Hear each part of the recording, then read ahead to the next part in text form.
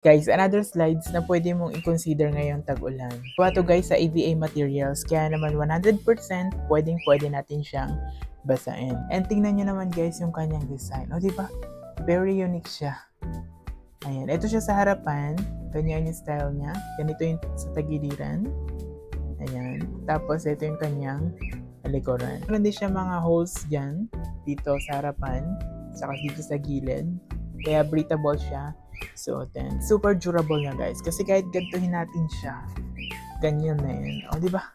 Ayos pa din. Malambot lang siya guys. Very comfy siya suotin. Pwede mo siyang suotin ng ganyan.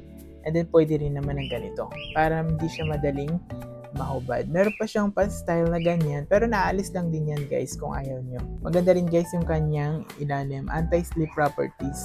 So guys, kung naghahanap ka ng magandang slides ngayong tag-ulan, tapos unique pa yung kanyang design, eto na yun guys. Check out ka na rin na sa